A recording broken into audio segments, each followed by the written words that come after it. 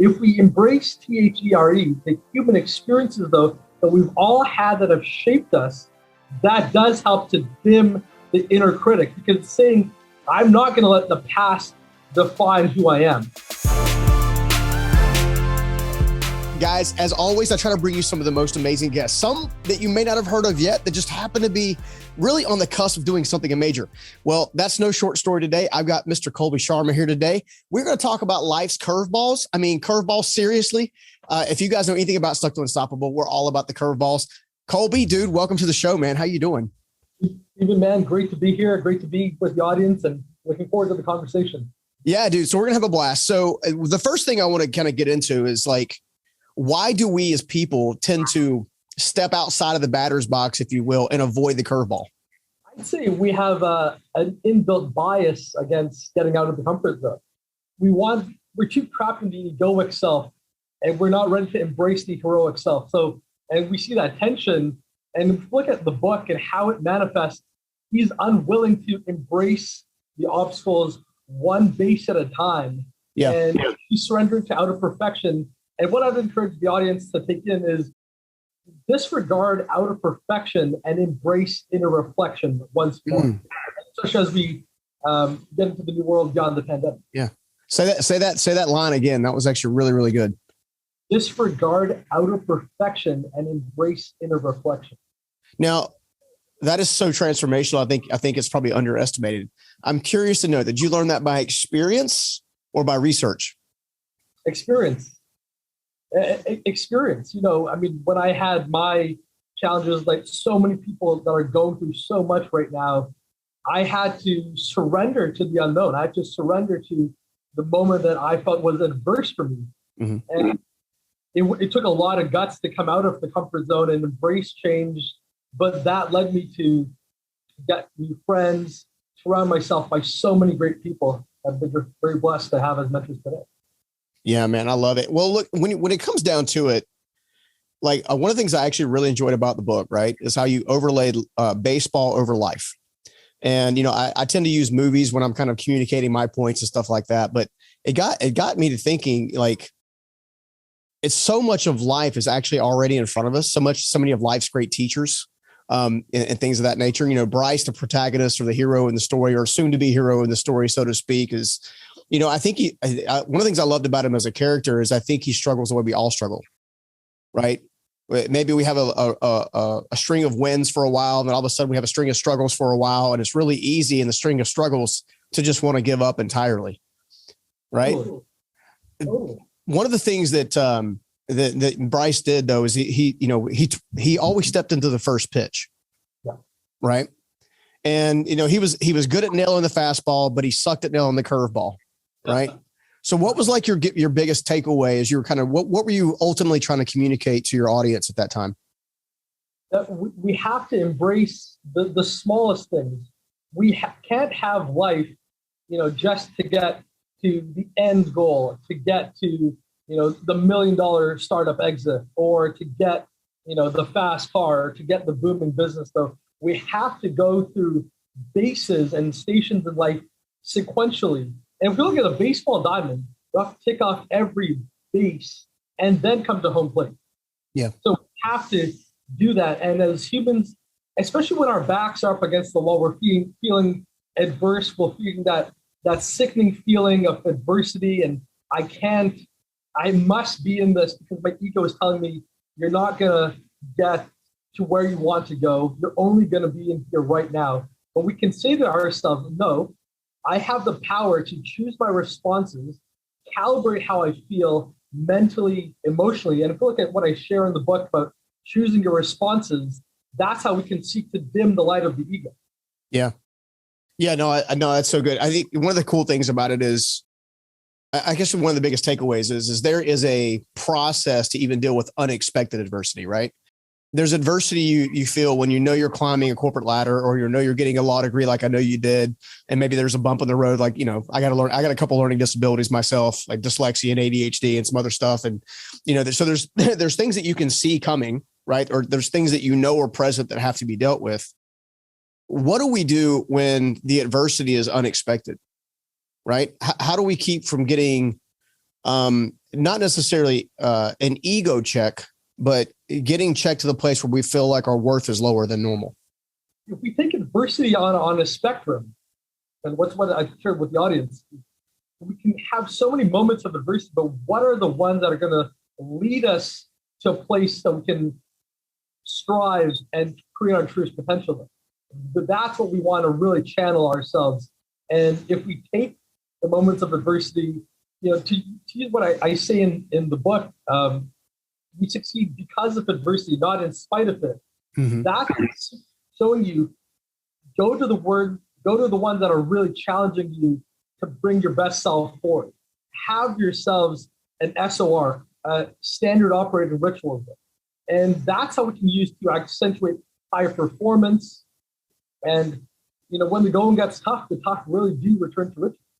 Yeah, for sure. Well, and the interesting part about one of the things I love about the book is you talk about a handful of specific emotional, what I refer to as emotional setbacks, right? Things that we all face if we're human, right? Right?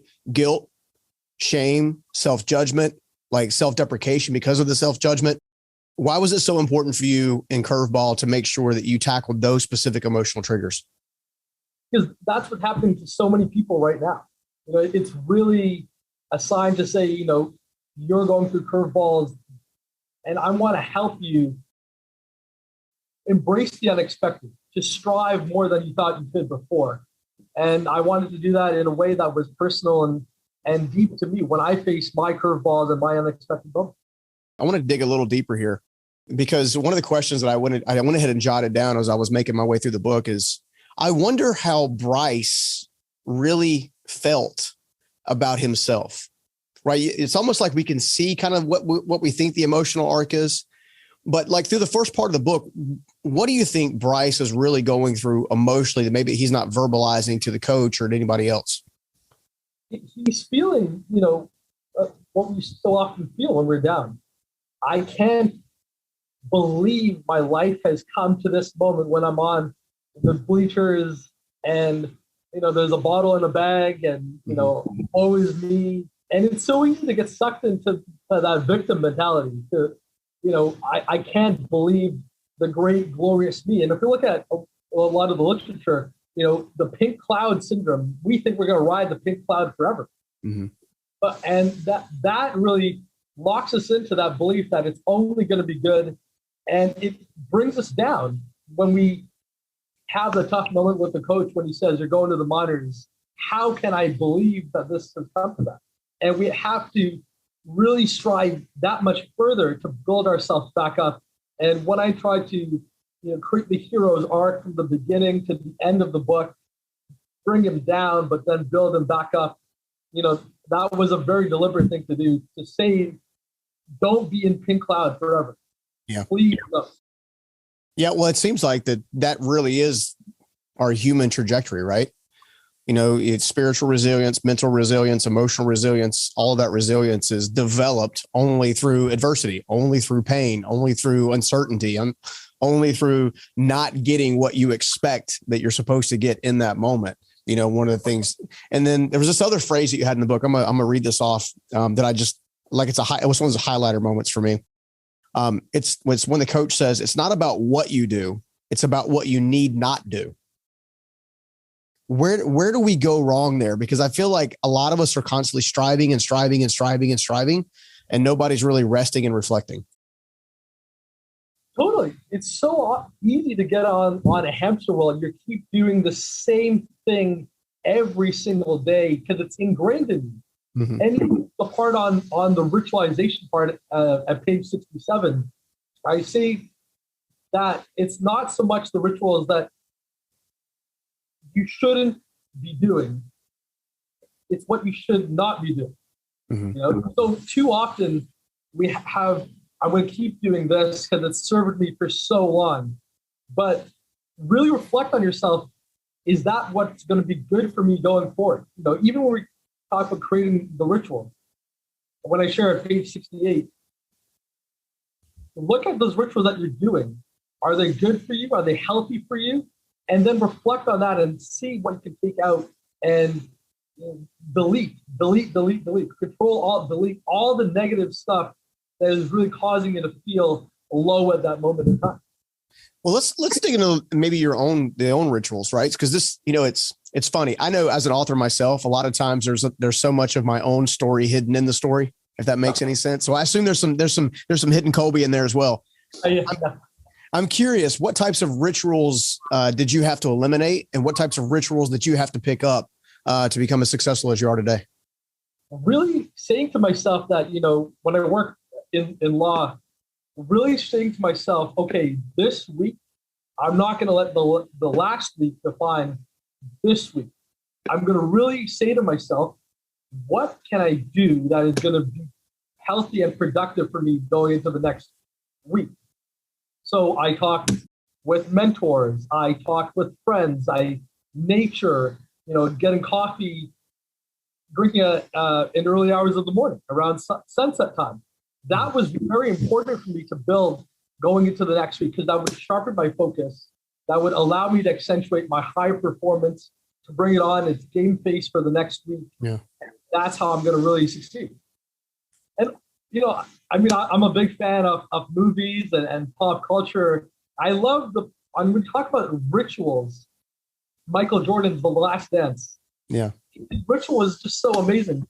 He wore the wrist guard on one specific part of his body, because that was a ritual that when he faced setbacks, when he was going through the process, he had that, and it served him very well. So that when we talk about a ritual and installing a set of rituals to help you succeed and thrive, that's something that the audience can really take and look at. Now, have you taken the time to define even your daily ritual? For example, I guess we consider myself, I'm part of the 5 a.m. club, even though I'm not officially signed up to the newsletter per se, right? I get up at 5 a.m. I spend, half an hour praying and meditating, kind of getting myself together. Then I head off to the gym for some physical fitness. What type, do you have a daily ritual that you've been following to elevate your own standards? I love to play sports wherever I can, whenever I can. I recently got into yoga. So I've been really trying to make that like a daily ritual, whether it's morning yoga or like nightly yoga. I might just roll around in it. Are you doing the hot yoga? Are you doing the hot yoga thing where you're having to get all sweaty and stuff? Oh man, this is even worse. This is power flow. This is power flow. Positions are just changing, and curveballs are coming my way, and part of it. I love it. Well, let's break down the ego for a minute. Somebody who I greatly admire and respect, and I know your father had a personal relationship with him, which is great, which is Dr. Wayne Dyer, right? And he used to have this terminology around the ego that said edging God out, right? What have you found in your research, in your writing, in your own experience that you can share about ego, whether it be positive or negative? Well, I'd say ego is a mask that we have within us that prevents us from allowing ourselves to go deeper. So that says we're succeeding, even though we're manifestly outwardly not projecting that. So if you look at the Japanese concept of the three selves, there's one you share with family and friends, outside world, but there's one that you just keep hidden in a box. And I think that's very powerful when we talk about ego, because it wants us to just feel shamed and guilted and just go into the box, just be really down on yourself. So what I've kind of done is I've kind of said, okay, how are my egoic moments being projected? Am I quick to cut others off, or do I dispel advice that maybe someone's just not asking for? Because that's my egoic self projecting what others just see me as doing. And I have to say to myself, okay, is this real? Is this true?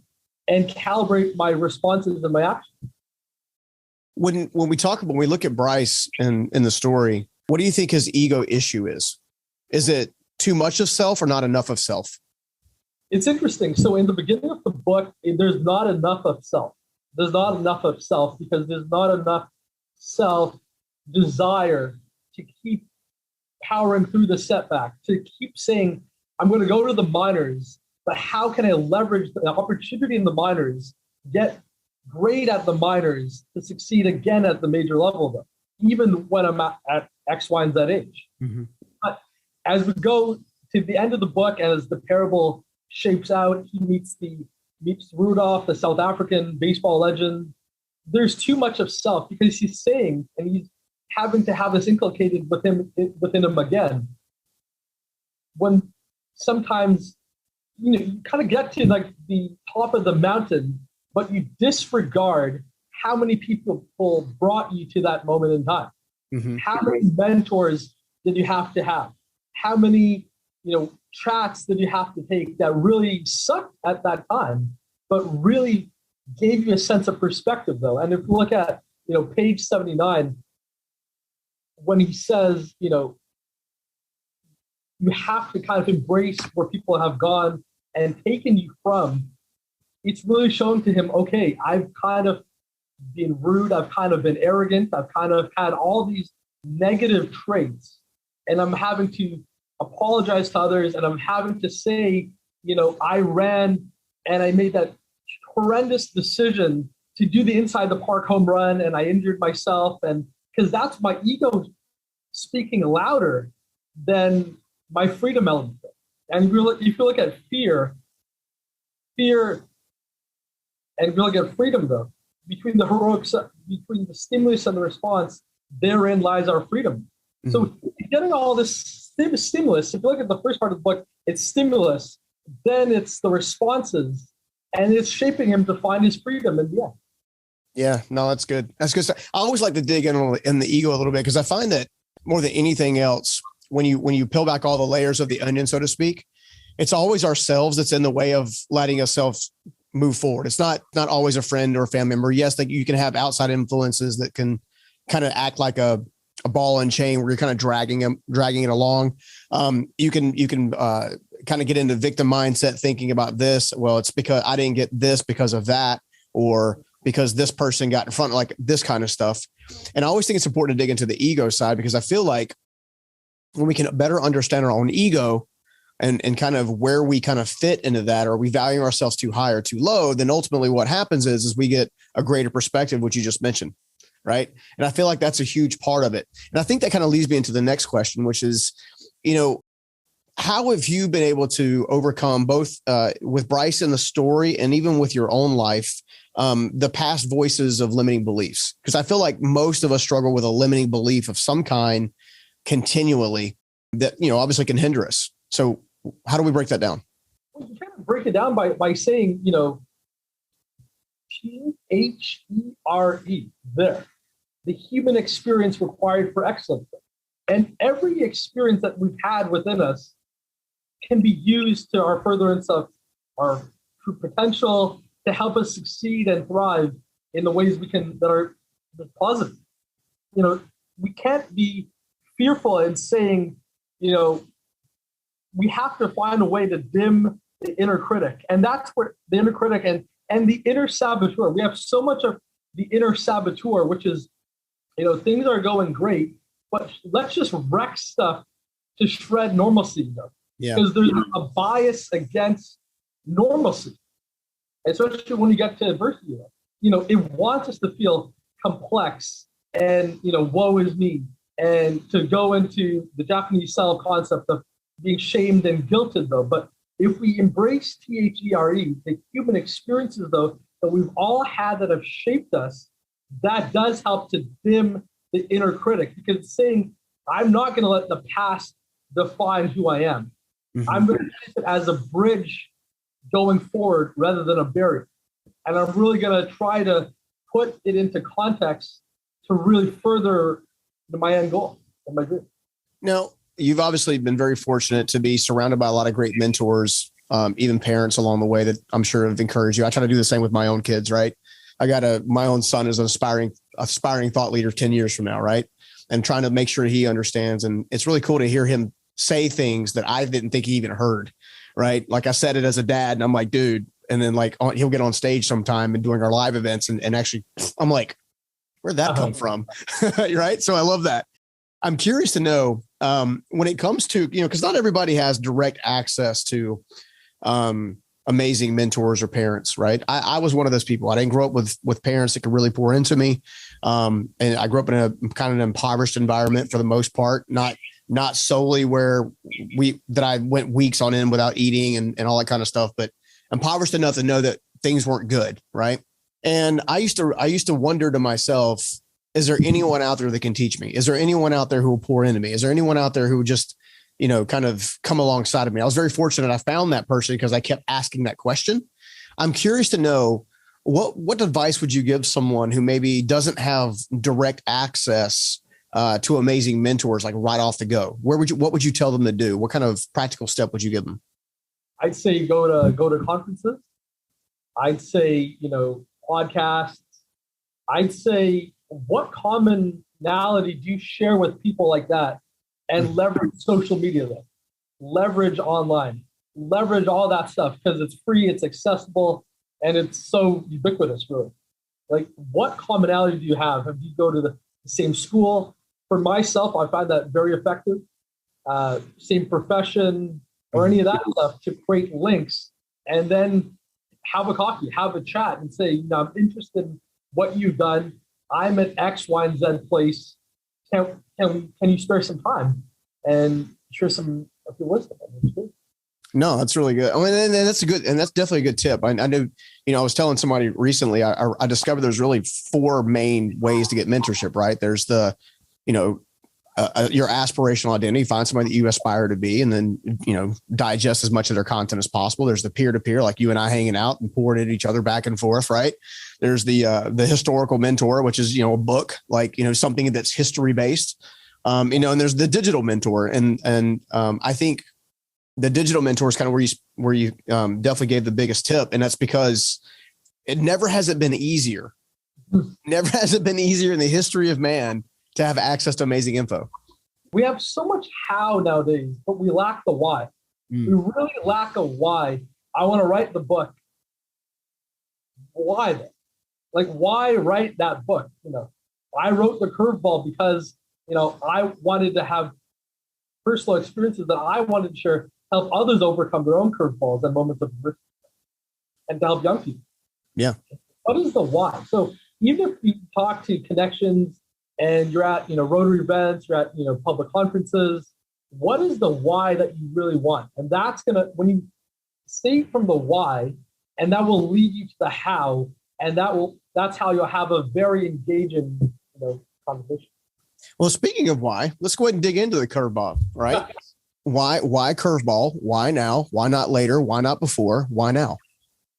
Pandemic for curveball for pandemic. Yeah. I mean,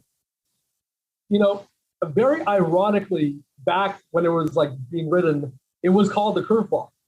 And at that moment, I wanted to share personal experiences. So when I had a challenge, my challenge was a learning disability that I went through. And that was a curveball in myself. I was scared. I didn't know what that experience was.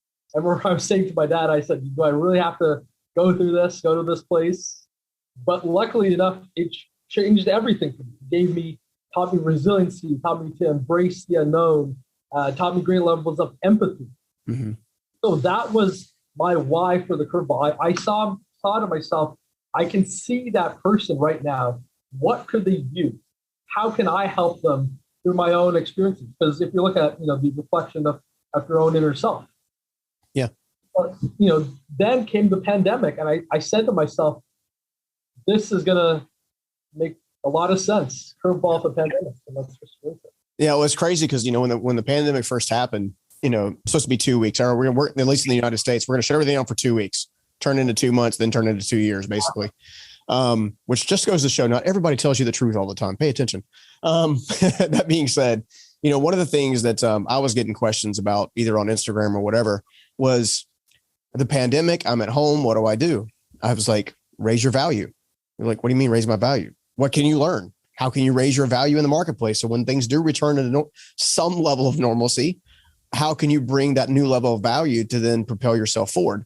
And, you look at the economy of the global economy, and about 35% of the people did that. They went and raised their value. They went and in some cases started businesses while their businesses were failing and stuff like that.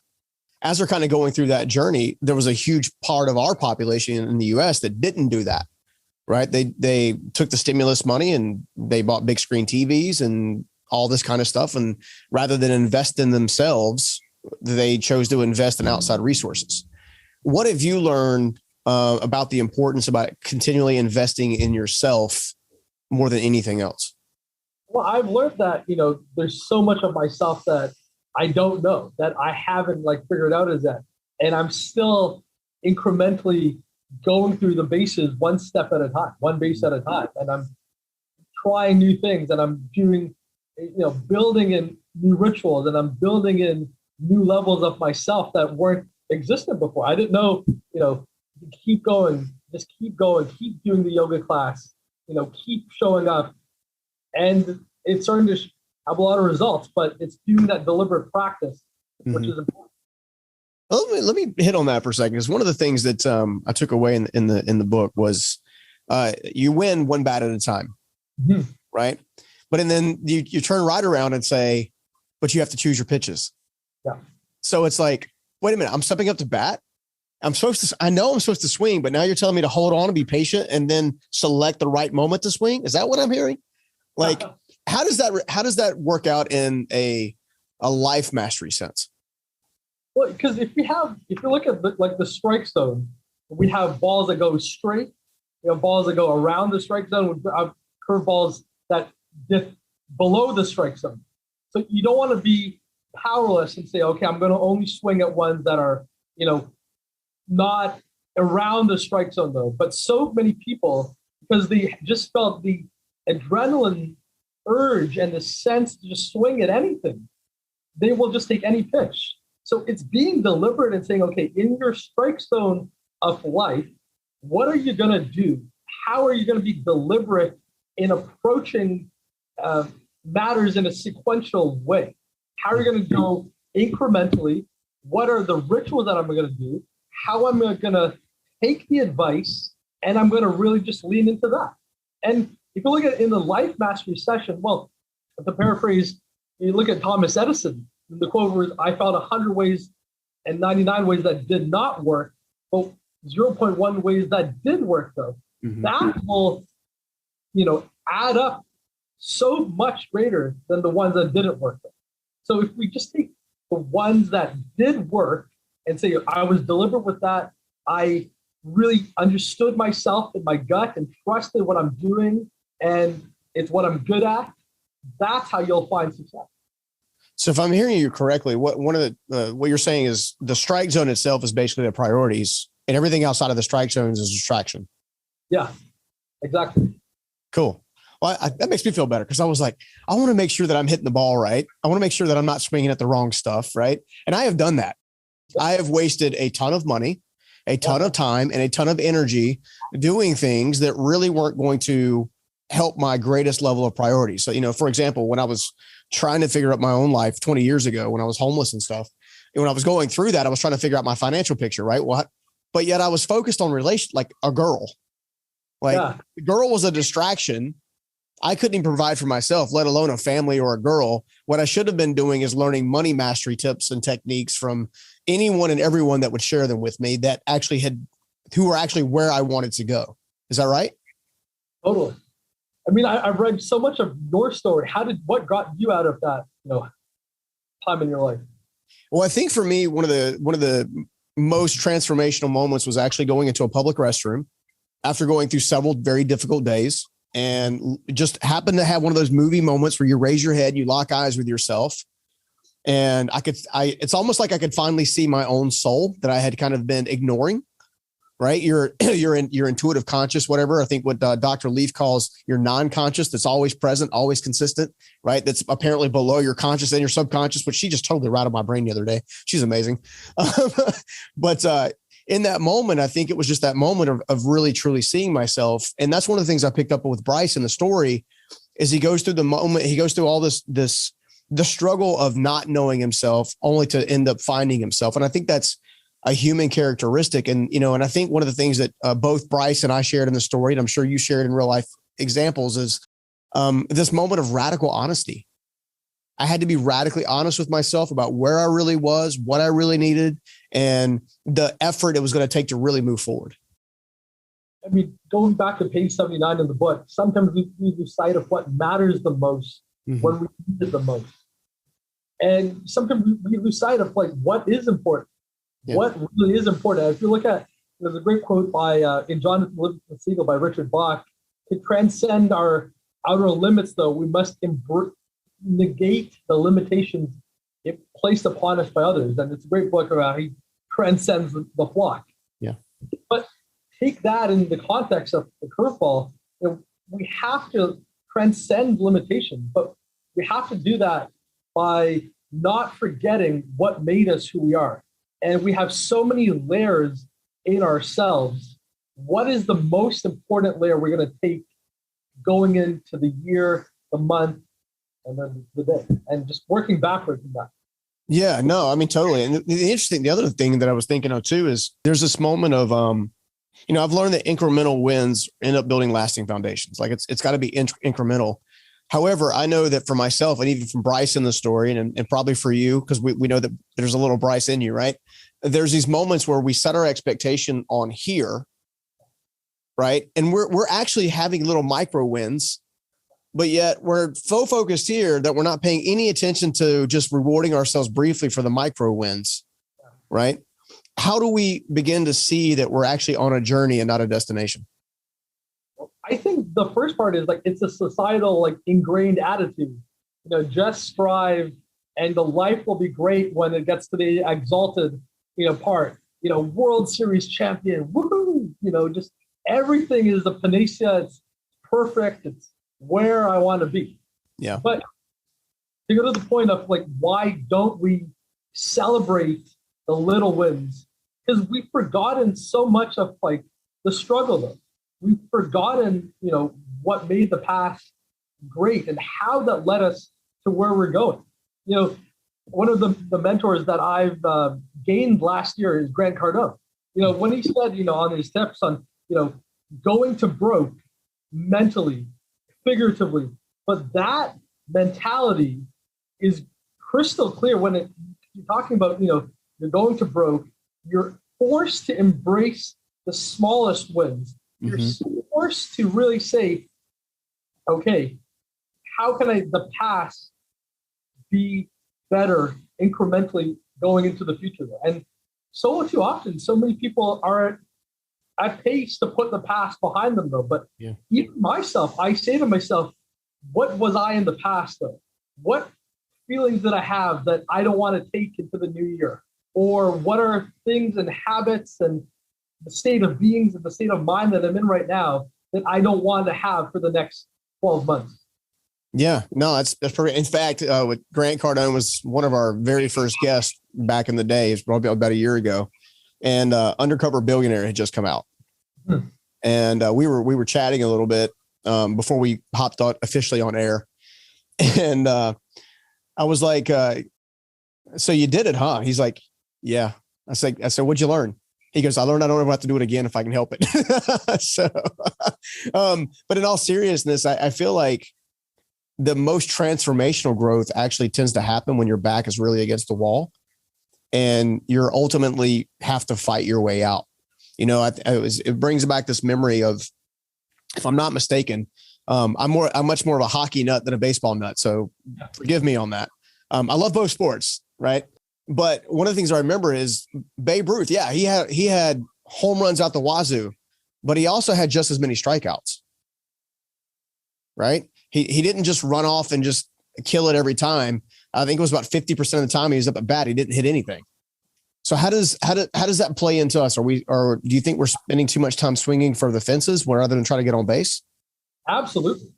I mean, the whole of life right now is swing for the fences, swing for, the hyper commercialism, swing for, over leveraged or over this or over that, or your life will only get better when you cross, the green monster, so to speak. When you transcend the next, galaxy far, far away. But that kind of approach of like, it must be bigger and grander or it's not good enough.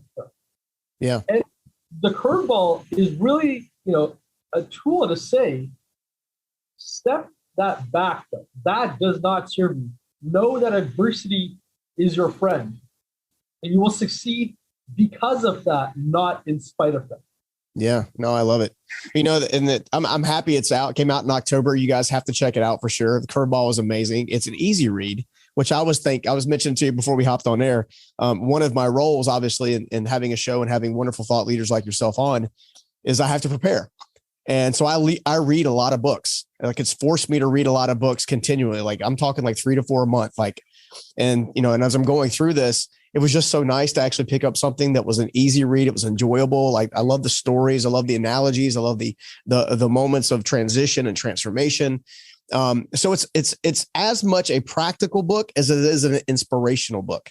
And I think it's perfect for anybody in the audience that has maybe had a really tough time the last 2 years. Right. And maybe feels like they want to give up. Maybe they feel like they're not going anywhere. Maybe they feel like their efforts aren't measuring up. I found it to be a great reminder.